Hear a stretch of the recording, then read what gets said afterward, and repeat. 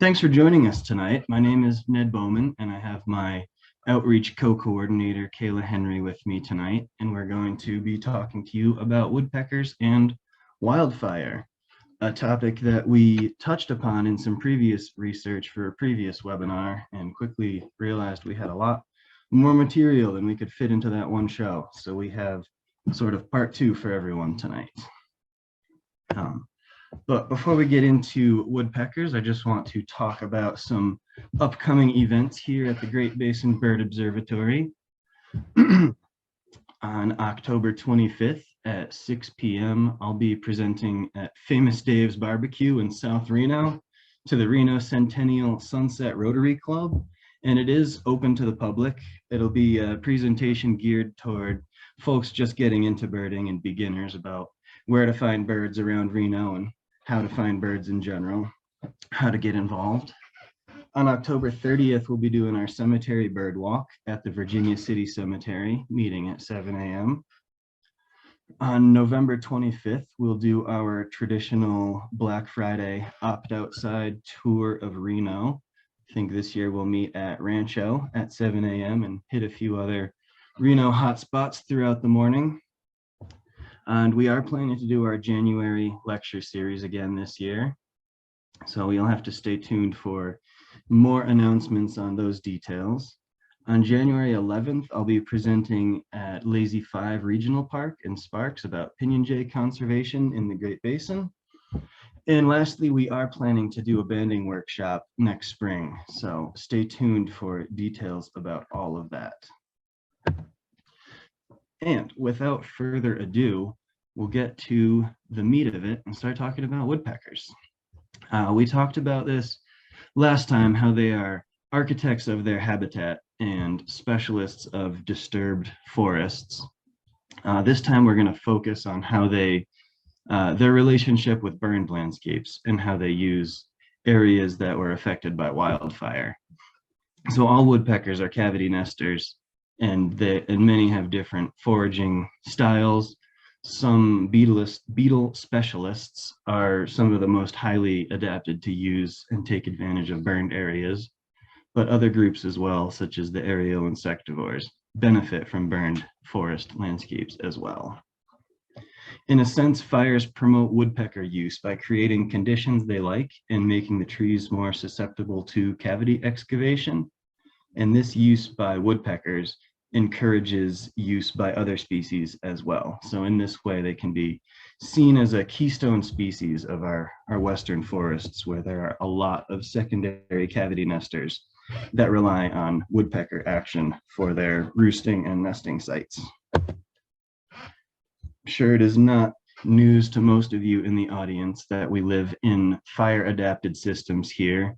The Jeffrey and Ponderosa pine forests that surround Reno are a classic example of a fire-adapted forest. The cones of these species actually open and germinate under the extreme heat produced by wildfires, though not exclusively so, like the seeds of some pines in other areas. What we're seeing, though, in our forests is a change in fire behaviors from the low intensity, fairly low frequency fires that they have adapted with to a higher frequency of higher intensity, larger fires. This is obviously due to a very complex array of factors that is a whole presentation in itself, but among these, history of fire suppression has led to a buildup of undergrowth and fuel loads, and then our warmer, drier, hotter summers. Couple that with the buildup of fuel loads, and you see fires really showing explosive behavior and crowning out and taking out canopy much more frequently than our forests are adapted to deal with. And so the use of burned areas by woodpeckers is incredibly situational, based on the outcome of the burn and how it leaves the landscape looking. In a lot of instances, burns mimic conditions created by other natural disturbances that woodpeckers take advantage of. So in some instances, it's the openings and weakened trees that is attractive to them. You can see in the photo on the left there there is very little, there is no woodpecker habitat left after that burn. This is a practice called salvage logging, in which timber harvesters come in after a burn, and for a number of reasons, but principally economic interests, they harvest and take advantage of all of those standing dead trees. But among those reasons are also safety concerns, in that trees that are mostly dead and left standing do present a hazard if they were to fall on you. But there are models that predict how woodpeckers will use these areas, at what density the thinning is ideal, and the ideal densities for the different species. But this is incredibly difficult to model and predict because of a number of reasons. It's not just related to the fire behavior that affects the outcome of the fire, but it's what the landscape looked like before the fire and what conditions there were for the fire to work with. And so this complex interaction makes it very difficult for landscape managers to predict how exactly the burned land will be used, or if it will be used. But pre-burn habitat, primarily canopy cover, correlates to snag density after the fire. And this burn intensity gradient is also very important. So the fire isn't burning at the same intensity throughout. There are going to be pockets that are burning at a higher intensity than others, and others that are burning at a low intensity. And so you get patches where the fire is crawling along the ground, not in the canopy of the trees, and other areas where it is pushed up into the canopy. And obviously this will result in dramatically different effects and final results. But when all is said and done, the diameter of snags left behind, the density of these snags, and sort of the overall pattern of a mosaic with all these characteristics in close proximity, all play into how these areas will be used by different species of woodpecker. And so one way in which burns create habitat is these high intensity burns move through, and it's sudden instant death for the trees that they consume. And in this instant death, this attracts beetles and provides immediate foraging opportunities for specialists like black-backed and three-toed woodpeckers.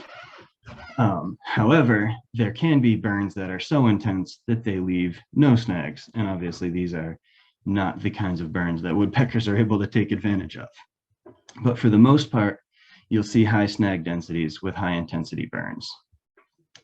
And now there can be differences in the size of these snags that are left behind and the age of these snags left behind. Some species have been shown to prefer smaller snags and some larger. For example, black-backed were strongly positively associated with small snag density, versus hairy woodpecker and white-headed woodpecker did not like this, and they were negatively associated with tree density in general, suggesting that they like to nest in more open areas compared with black-backed. And many species were shown to prefer snags with broken tops for whatever reason, compared with the availability on the landscape. They seemed to show a preference for broken top snags. Another way in which the fires create habitat is, well, circling back to this mosaic structure I was talking about before, where you have patches of low intensity burn that are leaving behind a low snag density or a higher live tree density. And what this does is it prolongs foraging opportunities. So it prolongs the tree mortality. So each year that goes by allows different insect species to colonize the trees and provide different foraging opportunities, and just prolong the resource for woodpeckers to use. But also the access to live trees is thought to be important to some of these species as well, that are preferring to nest in extremely burned areas, but in a lot of instances are very close to unburned forest edge or low intensity burns.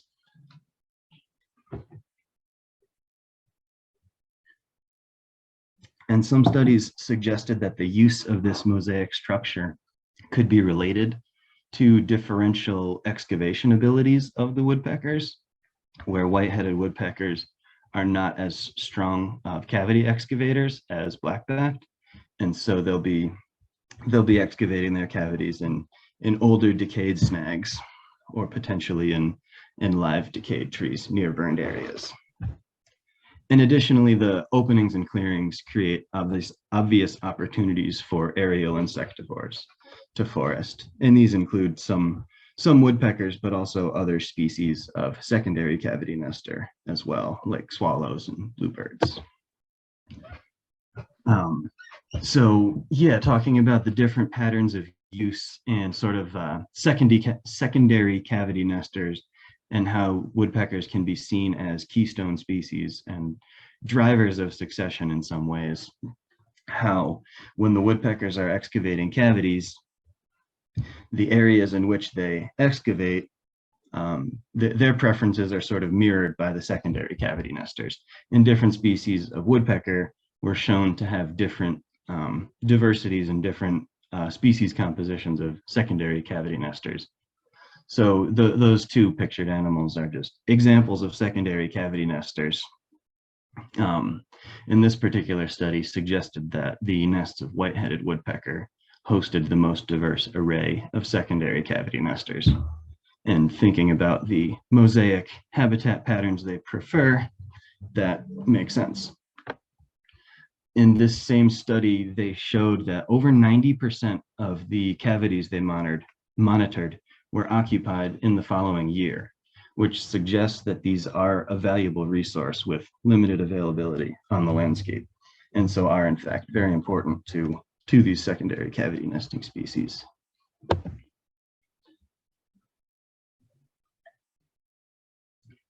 And so after a burn, I mentioned before that the first thing to happen is the beetles that are attracted to these burned forests.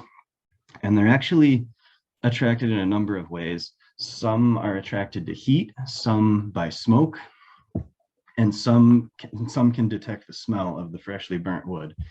But they all arrive, and some arrive while the fire is still burning. And they show up to lay eggs in the freshly burned wood.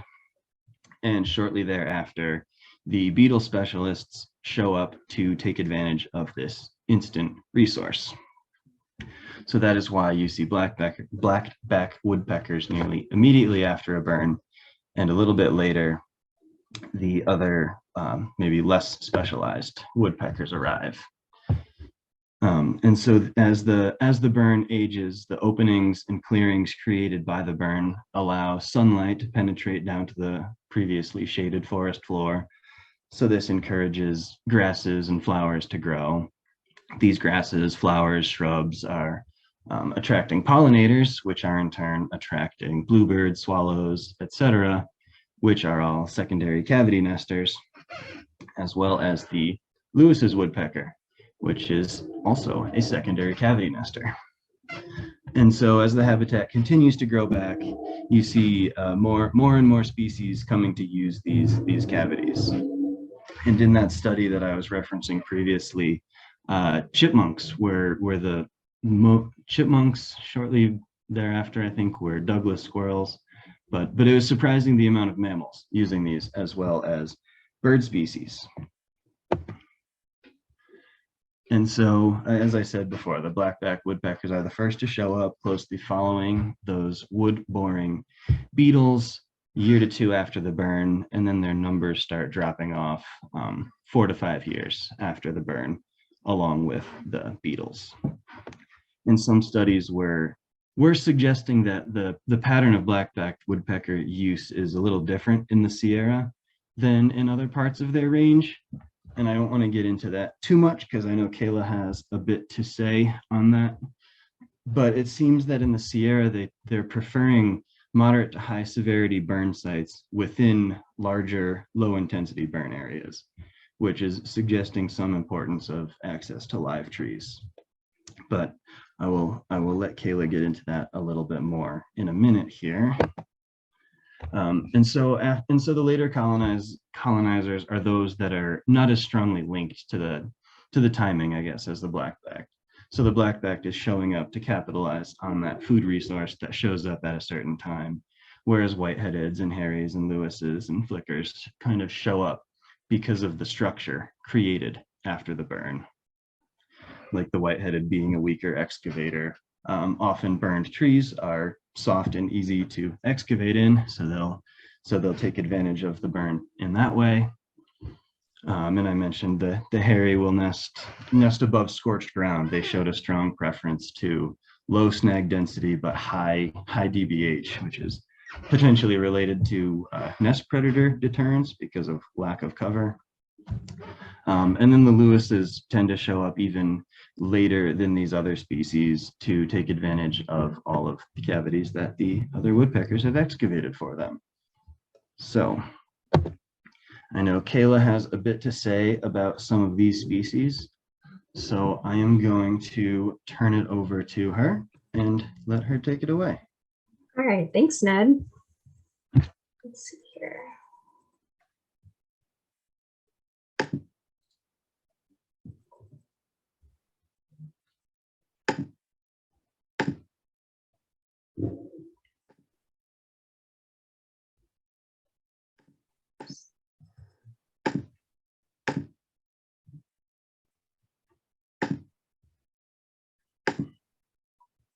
All right, hi everybody.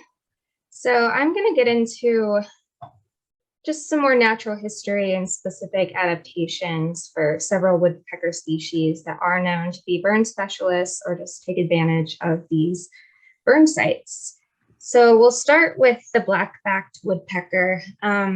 This is perhaps one of the most well-known burn specialists in the birding world, and ornithologists consider the species to be the most specialized forager among North America's woodpeckers. And we'll get a bit more into that in a minute here. Just some quick overview of ID for them. They're medium-sized woodpeckers, similar in size to a hairy woodpecker. They're described as long-headed, short-tailed, both sexes have solid black back, barred flanks, and a single white stripe on the head. But males have a small yellow crown patch. You can see the male on the left here and the female on the right. Black-backed woodpeckers often forage on charred, blackish tree trunks where their dark plumage helps them blend in remarkably well. Some scientists point to this as evidence that severe forest fires have been shaping species for millennia, and these burned areas are very much a natural part of many landscapes. A couple other interesting adaptations about these guys. So a modified skull and rib cage help withstand the pounding required to excavate deep into wood after their prey. So they're looking for beetle larvae. And research has found that this species has the most shock absorbent skull in their genus. So it's just a fun fact.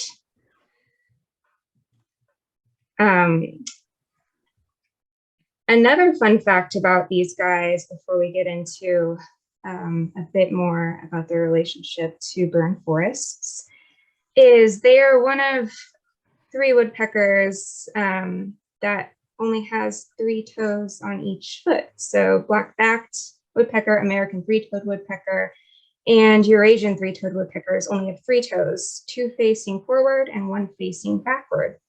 All other woodpeckers have 4 toes, and the term for that is zygodactyl, with 2 toes facing forward and 2 toes facing backward. This is just a little tangent on the evolution of woodpecker feet that I found interesting, and hopefully you will too. It's been suggested that the loss of the 4th toe allows these species of woodpeckers to lean further back and deliver harder blows to a tree, possibly helping them excavate nest holes in harder and therefore safer wood, and also for foraging for larvae that would be in the wood. Alternatively, a paper by Walter J. Bach titled Functional and Evolutionary Morphology of Woodpeckers suggests the typical zygodactyl arrangement of woodpecker toes is ancestral and advantageous for perching, and that even in woodpecker species who have not lost a toe, one of their rear toes usually points a little sideways when the bird is climbing, therefore not providing much support anyway. So the 3-toed trait of black-backed American 3-toed and Eurasian 3-toed woodpeckers could simply be a matter of variations in evolution, and we're just not entirely sure, but thought that was interesting. So Blackback woodpeckers are found in coniferous forests of North America at high elevations. This species is a specialist of burned areas and selects habitat with a higher density of snags than other woodpeckers, though they sometimes utilize another habitat with an abundance of dead trees. And this could be a flooded area like a bog, or an area that has been hit hard by bark beetles. And we're seeing this a bit with the drought out west. They are highly mobile and wander far and wide in search of these burned areas. And typically, burned forests provide suitable habitat for about 8 years after the burn. Blackback woodpeckers typically begin colonizing these burned forests before the next growing season. So they are among some of the first species to recolonize after the burn. It's still not fully understood how they find these burn sites, but it's thought it has something to do with young birds dispersing away from where they hatch. A study conducted in Sierra Nevada found they tend to favor high intensity areas within lower intensity burns or close to unburned edges. So again, kind of talking about that mosaic habitat. This is notably different than much other research and perhaps unique to Sierra Nevada. So a primary reason for the species association with burned areas has to do with their food source. Their diet consists primarily of wood-boring beetles and bark beetles. Let's see here. So during foraging, they'll flake off pieces of bark and search for larvae and insects. Large patches of flaked bark on trees is a good clue to their presence in an area. Here you can see an area where bark has been flaked off of a tree during foraging, and again, just shows how remarkably well they camouflage to this burned environment. So this is a larva of a buprested beetle, which is a type of wood-boring beetle that would be found in these burn sites. So getting back to the food source and the appeal of these burned areas, so the larval stage of wood-boring beetles, also known as grubs, are the main staple in blackback woodpeckers' diets. Many beetles, wood-boring beetles specifically, are attracted to heat and smoke, which Ned touched on a bit, which in a natural setting indicates that there has been a forest fire. These beetles lay their eggs and colonize these areas in high numbers. So why exactly are these beetles attracted to the burned areas? Their larvae feed on the phloem of the burnt trunks, and this is living tissue in vascular plants that transports nutrients, and in trees, this is the innermost layer of the bark. So that provides food for the larvae, which is a great food source for them, and in turn ends up being an abundant food source for woodpeckers, especially blackbacks, who are among the first to colonize these burn sites. So it's no secret that we are seeing increased fire activity in the West, both in intensity of burns and the length of the fire season. Though these woodpeckers are burn specialists, changing fire conditions can negatively affect their habitat suitability. In regard to their food source, one study observed that beetles were more abundant in burned areas where the fire had started in the middle of the fire season, as opposed to early or late in the season. One hypothesis for this was that beetles would more readily colonize burns that occurred in mid-fire season because they likely evolved to disperse when newly burned sites are typically most abundant. And with fire season lengthening due to changing climate, more fires may occur either too late or too early for wood-boring beetles to colonize them in high numbers. Their research found evidence that initial colonization by wood-boring beetles immediately after the fire was extremely important, and they were not finding a lot of blackback woodpeckers at late season fire sites where beetles had not colonized in high numbers. So changing fire activity may prove challenging for the species in the years ahead. We'll list all of our sources at the end if you want to read about anything further, but I just thought this relationship between wood-boring beetles, fires, and this particular woodpecker species was pretty interesting. We'll move on to white-headed woodpecker. Another species associated with recently burned sites. Just a little bit of ID info on these guys. They're a medium-sized woodpecker with a white face and head. They're aptly named and very distinct from other woodpeckers you may encounter in this region. It is described by Sibley as entirely unlike any other North American bird, which I thought was fun. Both males and females have a solid white head, solid black back, and 2 white patches on the wings. These are the white bases of the primary feathers. Males have a small red crown patch, as you can see on the male on the left here, and then the female on the right. So like black-backed woodpeckers, they are often found in recently burned forests with mosaics of burn intensity. Unlike black-backed woodpeckers, white-headed woodpeckers aren't as dependent on the burned area specifically for their food source, though burns do produce favorable conditions for them, such as canopy openings and good nesting habitat and snags. But they still do require adjacent areas of large live conifers. We know black-backed woodpeckers feed primarily on beetle larvae. White-headed woodpeckers' diet consists of pine seeds, pine sap, and they will also forage for insects as well as spiders in warmer months. They're seldom found away from pines and favor those with large cones or prolific seed production, such as coulter pine, ponderosa, Jeffrey, and sugar pine. So between black-backed and white-headed, this is very much an instance of 2 species coming in and colonizing these burned areas fairly early, but they're also not competing directly for resources, so they're able to coexist.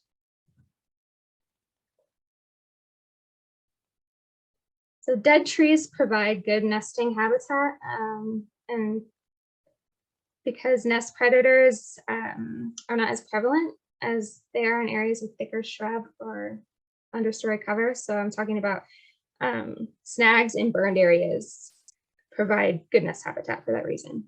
Adjacent areas of live trees provide good foraging areas for invertebrates and pine seeds. So kind of maybe a burned area adjacent to, right on that fire line would be a good habitat for white-headed woodpecker. So a study by Pacific Southwest Research Station showed a high percentage of secondary cavity use by various species in post-burn sites of Sierra Nevada. And Ed had touched on how white-headed woodpecker was one of the species that they were finding a very high percentage of secondary cavity nesters in. So this illustrates that both black-backed woodpeckers and white-headed woodpeckers play an important role in burned areas and create habitat for secondary cavity nesters to use. This then facilitates post-fire regeneration through seed dispersal, seed germination, and regulation of insect populations that affect vegetative growth. Okay, we'll touch briefly on Lewis's woodpecker here. Lewis's woodpecker is unique in the woodpecker world, both in behavior and appearance. I remember the first time I saw one, when I was first getting into birding, I wasn't sure what this bird was because they kind of don't act like a woodpecker. They act more like a flycatcher in their feeding habits. They're bulky with shades of pink, gray, and green, but often appear dark. You can see a little bit of red on the face here on this one too. I kind of think they look a bit like a watercolor painting. Lewis's woodpeckers eat insects, nuts, and fruits. Unlike other woodpeckers, fly catching is their main way of foraging. So they will go in and use these burn sites after the beetle larvae have hatched, and that provides good habitat for them to come in and perch on these snags and fly catch. And they will also store acorns and other nuts and grains in the fall and winter. So they're sort of a wild card and opportunistic in that way. They inhabit mountainous areas with aspen and cottonwoods, sometimes in burned areas, and for breeding, they prefer areas of high density snags. Just morphologically, they are less equipped to excavate their own nest cavities. So they nest mainly in holes and crevices created by other woodpeckers or that are created naturally in dead or decaying trees or snags. They do sometimes excavate their own cavities in decaying trees, in which fire plays a major role in all of this for them because they're nesting where other woodpeckers nest, and all woodpeckers depend on snags and dead trees for cavity excavation. All right. I think with that, that concludes my portion of the presentation. We have all of our sources here. If you'd like to do any further reading, I feel like we could just go on about this topic because there's so many rabbit holes to go down and it's all very interesting. Ned, do you have any closing remarks? No, I think that was good, Kayla. If anyone has any questions, we can try to take those now. I found a lot of stuff in this research that was really interesting.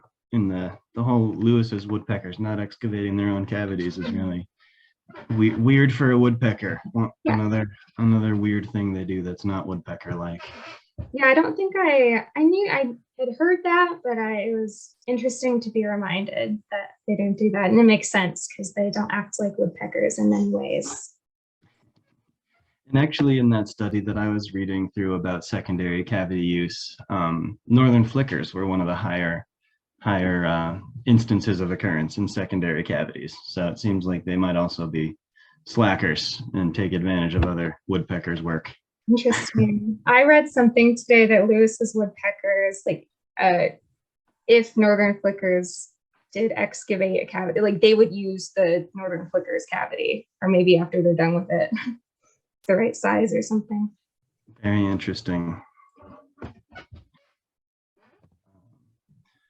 Kayla, do you want to bump it up to our closing slide with our social media handles for folks to check out? Questions? We got some time. Yeah, you can use the chat function or the Q&A. If anyone has any questions, we would love to chat some more. We'll give folks a minute to type stuff in, but if no one has anything, I think that'll conclude our evening. And this presentation was recorded and we will have up on our YouTube channel, which is also just Great Basin Bird Observatory, and we'll let everyone know when it's up and ready to watch. Great. Well, I don't see any questions coming in, so thanks everyone for tuning in tonight, and yeah, stay tuned for more upcoming events, webinars, and check out our social media to see what we're up to. All right, thanks everyone. Thanks everybody.